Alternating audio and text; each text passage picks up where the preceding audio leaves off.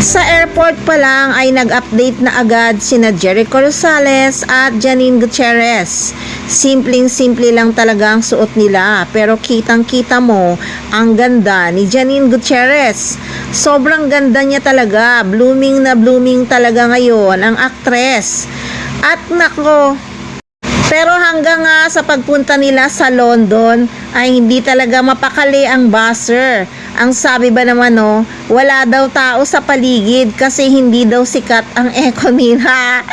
Hoy girl, wala sila sa palengke, nasa airport sila ng London at ang mga kasabay nila, mga disenteng tao, hindi pang palengke.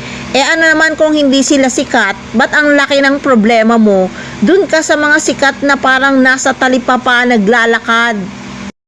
Nako, anyway, sobrang excited na nga ang Econin, pati nga ang mga fans nakabook na talaga ang mga ticket nila.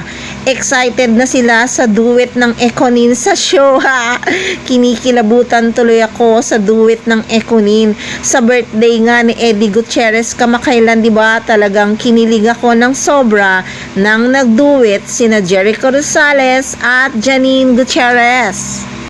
Comment nga ng mga fans na nakita ang mga larawan na nasa airport na nga ng London ang Econin. Welcome to London, Janine and Jericho. I hope you have a wonderful stay here.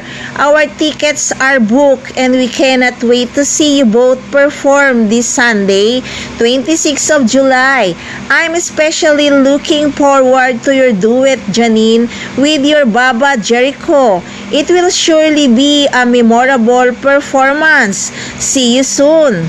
So makikikain kami. Of course, we're gonna sing for you guys. And we hope that you guys jam with us. It's going to be really relaxed.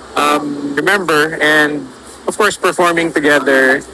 Being in the same show together is quite memorable for us already. It's a first. Pati nga ang pangalan nila sa The Loyalty Game ay talagang na-mention sa comment section. Good luck daw, Ben and Ana.